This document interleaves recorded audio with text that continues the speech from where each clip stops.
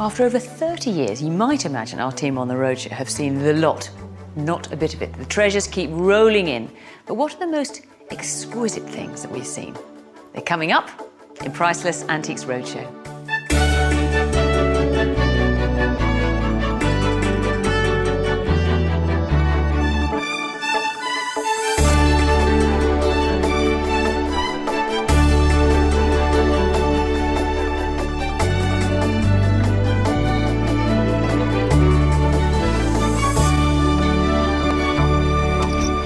The Antiques Roadshow may have been around for over 3 decades, but I hope you'll agree it's never gone out of fashion.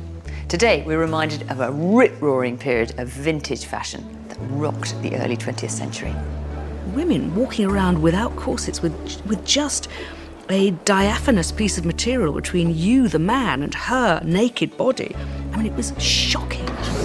There's a head-to-head contest as 2 of our experts try their hands at producing their own work of art. Then for a first effort, that's not better too than bad. Alastair's, isn't it? Well, I don't know, you'll need to compare the two, really. You went round no more times. comparison. Look, looks like a hubcap. And ceramics doyen Henry Sandon on his love for English pottery. It's rather erotic to see it. I've seen ladies go to watch a potter pull the handle and they usually faint. Now, a typical Antiques Roadshow sees thousands of visitors queuing patiently for advice from our experts. Some lines are always longer than others. We see no end of clocks and watches, books, especially autograph collections, and ceramics of all kinds. And I can tell you, getting the specialists in those categories excited takes some doing. It's absolutely crammed full.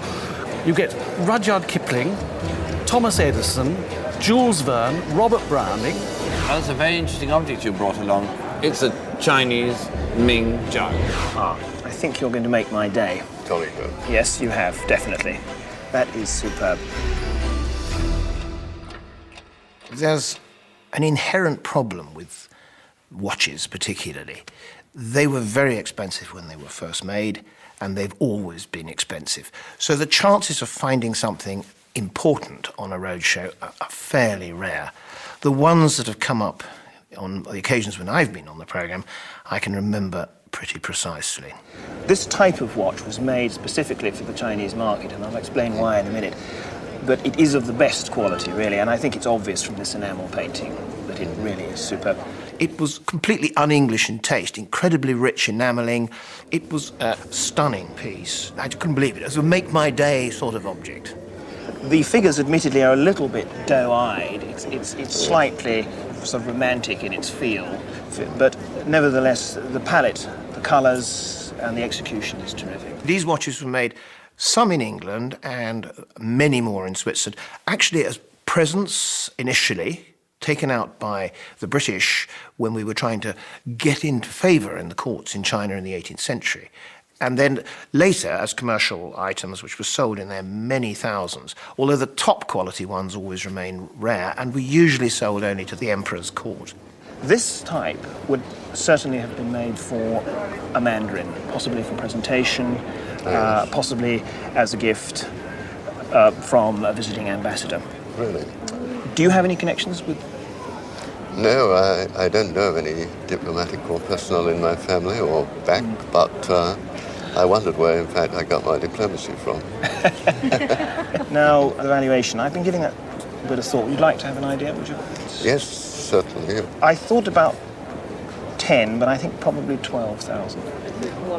Good gracious. 15,000 for insurance, certainly. 15,000 for insurance. Where's the insurance man quickly? I think probably over the years I've been doing the show, that watch was definitely the finest decorative watch I've ever seen. Good watches are rare, important autograph albums even rarer. Expert Clive Farahar sees many famous names. Well, this is a remarkable collection of 3 letters in the very typically violet handwriting of Lewis Carroll. This one of Ernest Shackleton. This is particularly good. But even he was amazed by this example. This was my grandparents' autograph album, which was all put together long before I was born. Yes. Did they know everybody? Well, my grandmother was a member of the Royal Academy, And That's a good start, I suppose. Yes. And my grandfather was a cleric, also a barrister, who also stood for Parliament. Yes. That's why we got introduction to the politicians that are in that autograph album. Yes, yes.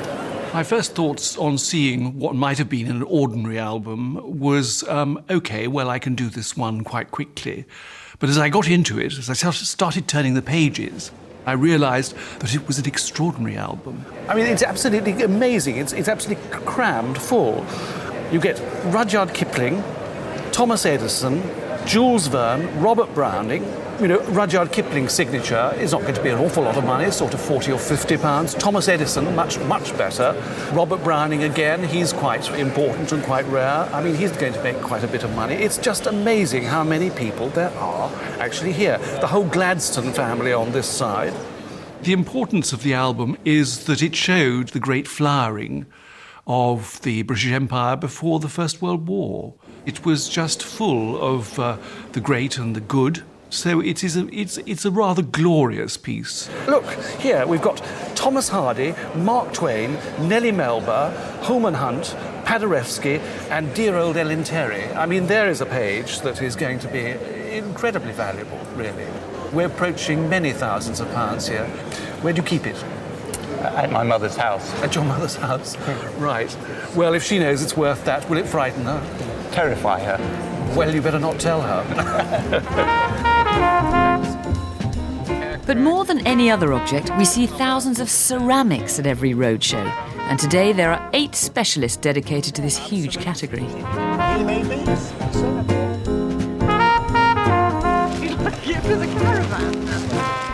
Well, doing ceramics on the roadshow is actually quite hard work because that seems to be what everybody has, in this country especially. Ceramics just come at us in enormous waves, and the vast majority of ceramics has very, very little value. However, those of us who are interested in Chinese ceramics, we know that one day a really, really important piece of Chinese porcelain might just come across the table. It's very simple. On this occasion, former ceramics expert Hugo Morley-Fletcher was the lucky one. Well, it's a very interesting object you brought along. Perhaps the most speculative and fascinating piece that has appeared on the Antiques Roadshow in the whole series. In fact, it's not going to be possible for us to give you a precise evaluation of it, because there are only 4 or 5 people in this country at the moment who probably could. Each of us has specialities in certain fields, and just occasionally something will come in that falls outside your major field of comfort. And on this particular occasion, Hugo, who knows a thing or two about Chinese ceramics, was given this white jug. It's a Chinese Ming jug, I think. I think it was most probably made at the end of the 15th century. It's an alternative that it was made in the 18th century in the Ming style. But there are reasons why I don't think that. The very grey glaze, which is slightly pooly and streaky, is what one would expect. And when we look inside, there's a great deal of pooling in the glaze, which is indicative of that sort of date. And I think that if it was an 18th century copy, the glaze would be much more efficiently put on and much more evenly. So we're in a hopeful situation of it being old. What would a person expect that it would be worth? I really don't know. I'm not the ultimate expert. There are only 4 or 5 people in this country who can tell you, really. Normally, we wouldn't want to record an item if we didn't feel that we knew what it was. But there are moments on the roadshow when a potentially extremely valuable object comes in, where you simply have to point out, well, look, this is a very difficult subject. We can't give you a snap answer. We need to check it up. And it was slightly outside Hugo's comfort zone, so he said, I'm going to have to do some research on this. So was it real or reproduction? It was some weeks later that Hugo came back to tell presenter Angela Rippon what he'd discovered. Hugo, when we were at Ely, you pounced on this very ordinary-looking ewer, this jug, as something that might be rather special. I think you described it as being speculative. Now, you've had it for a couple of weeks. Does it come up to expectation? Well, I'm glad to say it does, yes. It has been shown to museum people and compared with the one in the British Museum, which is the only other one of its kind in this country. And it would appear that it is what I hoped it was, a very early Ming jug. What sort of value are you going to put on something like that? Now I suppose 8,000 to 12,000 pounds. And if you think that was exciting back then, over 30 years later, our ceramics experts tell us that Ming jug would be worth upwards of £200,000. You'll be the first to know if another comes in. But it's fair to say that Roadshow favourite Henry Sandon would be just as happy to get his hands on a fine piece of English ceramic. So what or who sparked his passion for pots?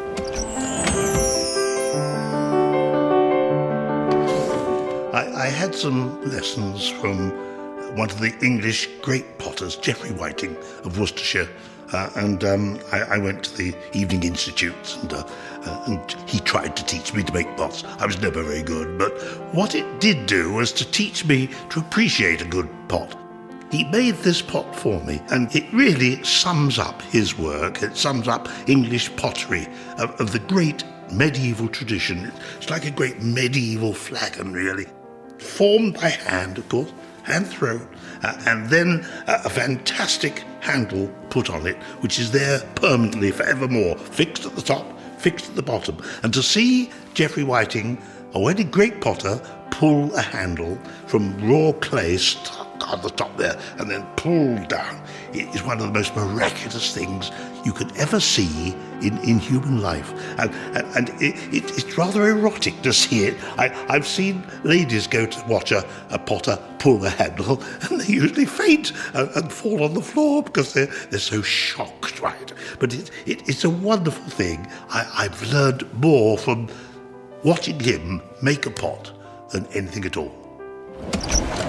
Who'd have thought that potting could get erotic?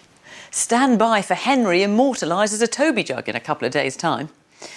Now, I know Henry found that experience fascinating, and two of our other experts have recently taken the opportunity to try their hand at a spot of craftsmanship.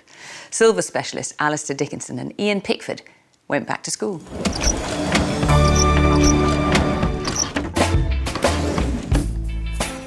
We brought them to an historic workshop in Chipping Campden in the Cotswolds. Very attractive, isn't it? I don't know quite what we've let ourselves in for here. Well, I've never hammered a piece of silver in my life. It's really pretty, isn't it? Yes, it is, Harry. Isn't it brilliant, though, because it hasn't changed since Ashby acquired it. C.R. Ashby, one of the leading lights of the arts and crafts movement, brought a team of craftsmen here in 1902. George Hart was one of the original silversmiths, and his descendants still run the business today. Julian, hello, good to see you again. How are we doing? Good morning. I'm Alastair. How do you do? Welcome to Ashby's workshop. Raring to go. Making silver is something I actually did many years ago. In fact, I hate to say it was more than 30 years ago. It's something I think is terribly important, actually, to really understand a subject. You've got to get your hands dirty, and you can't really understand something properly until you've done that.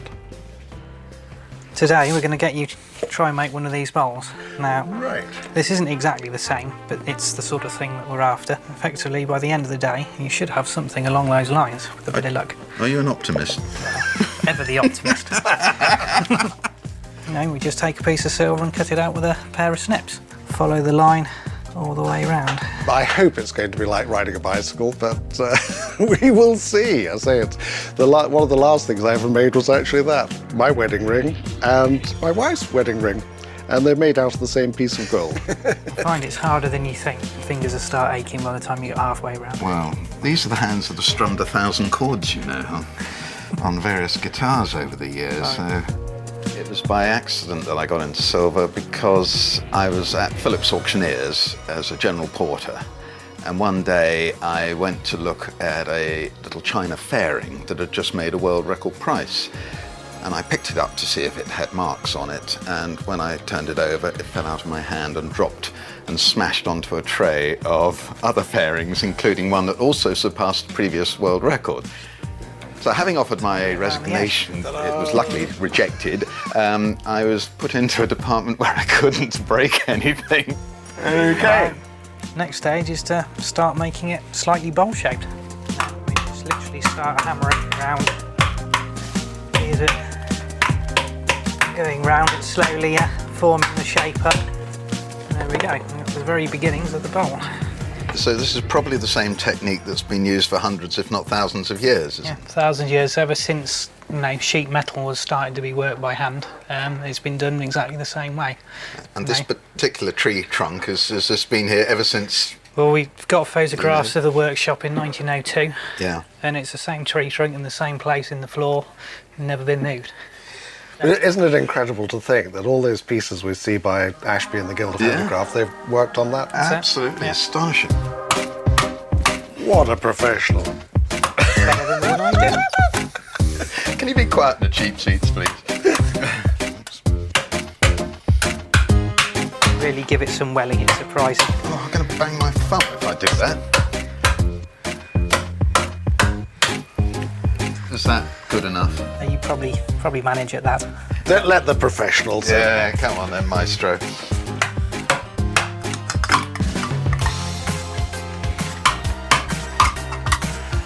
Coming along? Yeah. Then for a first effort, that's not better than Alastair's, isn't it? I don't know, you'll need to compare the two. You went round no all times. comparison. Look, it looks like a hubcap.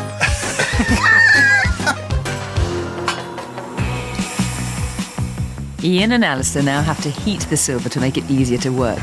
But how does Julian think they're doing so far? They're not doing too badly for a first attempt. I would give them that. Don't tell them that, mind. But seem to be getting on okay. We'll go and pop them down on the side. Whereabouts, sir? See how they fare when it comes to doing a bit of raising. That's when the real test will be.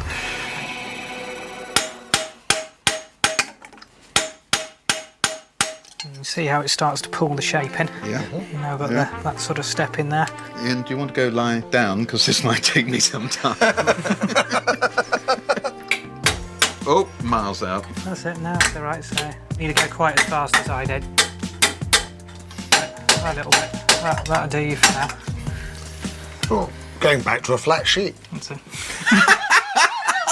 Look, not quite the same as mine, but I'm getting there.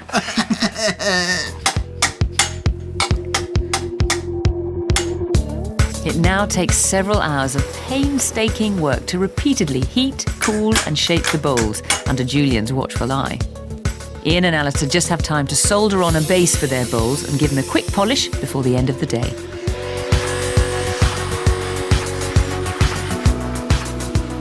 That's the texture, right? The textured look. It's more like the corrugated look, isn't it? No, rather than my comments, really, perhaps it's better if you're the experts that you judge and see how well you think you've done. I mean, that's my simple effort. All right. I say, to be fair, Ian has done some before. This is true. And it does show, to be honest. Yeah. Not a bad effort, as they say. Thank you. You begin to realise why, in the 18th century, they had to be apprenticed for 7 years. Yeah. That's it, yeah. Yes. You know, when we do the Antiques Roadshow and we look at hundreds of things in that day, I will never look at a piece of silver quite in the same light. No. Today has absolutely transformed my views on silver.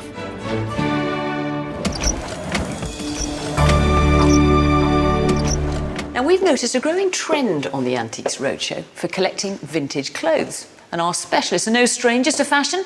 Apart from the ever-stylish Penny Britton, Hilary Kay and Catherine Higgins, the men don't do too badly either. Oh, it really is. Absolutely. It's the swinging 60s we often think of as a time of radical change on the fashion scene. But a number of visitors to the Antiques Roadshow have brought in beautifully preserved outfits from the roaring 20s. And it was this era that probably signified the biggest change for fashion in the 20th century, when women in particular were flinging off the shackles of the past. I'd like to introduce Lucy, who has very kindly agreed to wear one of your most beautiful outfits. Those dresses symbolised a great deal in fashion. You know, no longer were they constrained by these high Edwardian ideals, these nipped-in waists. We were looking at the garçon look, which in fact was a very unfeminine look in many ways, but actually I think quite a sexy look. So I often think what you can't see actually makes it far more interesting. This is a very typical sort of mid-20s flapper Yes, dress, flapper dress, I suppose. that's quite right, yeah. Very glamorous one. Very glamorous, very nicely decorated with rhinestones. Sparkling very well. And silk and chiffon and very, very fragile Makes you indeed. wonder how the flappers did all they're supposed to have done. Maybe with those Lucy can give us dresses a on. quick Yes. turn, and you can see how beautiful it is with the lace. Lovely. Very, very lovely. It was a wonderful age in terms of the way women's clothing moved forward and showed a brave new kind of world, I think, for females. And that little collection signified that, I think, quite well. There were those flapper dresses covered in rhinestones, those geometric looks. I could just imagine a 20s, mid-20s lady going out on the town looking like that. Bright red lipstick, the dancing, the cocktails. That was what it was all about. But even the men, they were looking more casual. They were wearing their sportswear. They were getting out of their suits and wearing V-neck, jumpers and brogues and things. It was a great age. But flapper dresses weren't the only shocking new look of the 20s. Some designers went further. Here, Eleanor is wearing the Fortuny gown. Isn't it fantastic? I have to say that I've never seen it looking better. Even when I was wearing it. I think it's beautiful. It is wonderful. When the Fortuny dress appeared at the Amsterdam Roadshow, it looked like nothing at all. It was just screwed up in a box. And it needed to be worn. We looked around to find somebody who was tall enough and slim enough to really do it justice. And fortunately, I have to say, David Batty's daughter, Eleanor, was there. And with very little prompting, she said, yes, that's fine. I think the only difficulty was trying to get her out of it at the end. She just loved it. Fortuny was very influenced in his early career by the aesthetic movement, by the pictures and paintings of Alma Tadema. And what he wanted to do was to make something that was beautiful but was also very unstructured. And I mean, how does it feel to wear? It's comfortable. I mean, for the first ladies who put them on, they said actually it felt as if they had nothing on, because it was so liberating.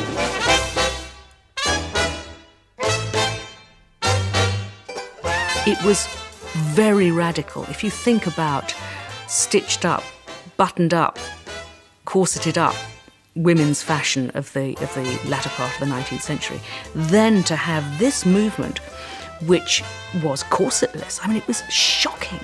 Women walking around without corsets, with just a diaphanous piece of material between you, the man, and her naked body, with just a few cords to keep it together. I mean, it really was an extraordinary movement in the development of women's fashion. They are quite rightly, I think, really sought after, not only by museums, but also actually by people who want to wear them. Oh, really? Okay. Well, the value of this, I would have said, between 1,800 and perhaps £2,500. Oh. Aye! Yes! We see our fair share of dresses from this era brought into the roadshow. I've got to do this. Oh, I see. I can just imagine this being worn in the 20s. But 100-year-old shoes are quite a different proposition. So Catherine Higgins was delighted to see a rare and unusual collection brought in by a pair of young visitors in 2004. Well, it's so nice to have antiques to use. I can see you two modelling the most dashing pair of shoes on your feet. Tell me, where did they come from? My great-granddad and great-grandma owned a hardware shop in Norfolk, Attleborough, and then they bought a shop next to it, which was a shoe shop, and upstairs in the attic found all of these shoes. I think it would be hard for me to say that a girl seeing a collection of shoes wouldn't be excited, and I was the typical girl seeing shoes. It was exhilarating, really. Not only to see the shoes, but to see so many pairs of them and to see them still in their original boxes. The other amazing thing was, weren't they in fabulous condition? Well, some of these actually date back to the Edwardian era, so we're talking about, 100 years ago, really. Yeah. How do they feel? You're actually modelling shoes that are They're roughly... actually really uncomfortable. Oh, dear. I remember Catherine saying that she said something like, fashion always turns around. And it's true, because my friend has a pair of shoes, like the lace-up ones, sort of practically exactly the same as the ones we bought on the show. Well, generally these go for around about £100 for the early shoes with the original laces. That's for a pair. And then these later sort of 19 Edwardian into the 20s era shoes, anything between sort of 65, 70 pounds a pair. And you've got, how many pairs did you say? Around 40. Right, so that's nearly £4,000 or so, is it, maybe? As much as that, possibly. When Catherine was sort of saying how much they would cost, and I sort of didn't realise that we had so many of them until they were all put in front of us. I just sort of couldn't believe that I was surrounded by so much money. They were sold at an auction and they went for around £55 each. Unfortunately, the rest of them, due to snow, they got damaged in the garage, but we did manage to save some of them, yeah, so it's not all bad. I have a question to ask you. Do you think they'll come back in fashion? I think they are very contemporary now, actually. So it's only the heel that maybe looks a little bit more dated. But I think you could go out on the street wearing those now. You could go to school, and I think your classmates would think you were very trendy. Or not. If I did go to school in the shoes, I think all my friends would say, "Oh, Catherine, where are your shoes from? They're really nice." Whereas before I thought, "Oh, they're horrible." Just goes to show, keep anything long enough and it'll come back into fashion. Well, that's what I tell myself anyway. But it's not just clothes that are shaped by the times we live in. There are some objects that shriek their age at first glance. One such piece is fondly remembered by one of our nattiest dressers, Marc Allum.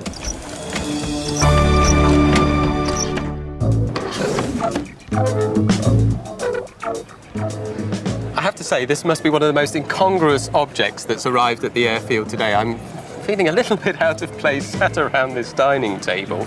The day I was at East Kirkby and an Aero Saarinen julep table turned up was quite a joy for me to experience, because I was in a very strange situation. There I was on a Second World War airfield, and I had something that was so surreally out of place within that context that I had to do it. What made you buy it? I saw a picture in a magazine. Right. In 1967, right. We had just got married, and all other tables were square brown jobs. Well, you were obviously thinking along very trendy lines at the time, because this is a very trendy table, and still is now, in fact. This table was designed by a Finnish architect and designer called Eero Saarinen. That's right, yes. Now, he designed this table in 1956. And do you know the name of the table, the design of the table? Tulip? Tulip, absolutely correct. Saarinen stands out for me because he's one of the best of Scandinavian designers. Forward-thinking, he was producing items that were so far ahead of the time. He wanted things to be uncomplicated. He was moving things forward, pushing things into other realms, and that table kind of signifies a brave new post-war world. Despite the age of the designs, they're timeless still. People really do appreciate this, and of course it's still very much in vogue now. That's why these pieces are still being produced. Had you ever thought about current value? I know it's not worth very much. It's interesting you should say that, because you're actually quite right. They're not worth fortunes. No. You can buy a table like this at auction currently for around about £200 to £300. Yes, yes. And you're probably going to pay a similar amount for the chairs. You've But had the we've enjoyed enjoyment. it. We've enjoyed That's what's it. important. Yes, and I have to say, indeed. I've really enjoyed talking to you about it. Thank you very much indeed. Thank you. Thank you. There's a lesson there. A classic piece of design isn't just functional, but a timeless asset. Join us again next time for some more revealing moments from the archives on Priceless Antiques Roadshow. With a winter that lasts over 6 months, extraordinary stories of survival in Yellowstone next. And Natural World also has a remarkable story of survival, that of a killer whale called Luna. That's at 8.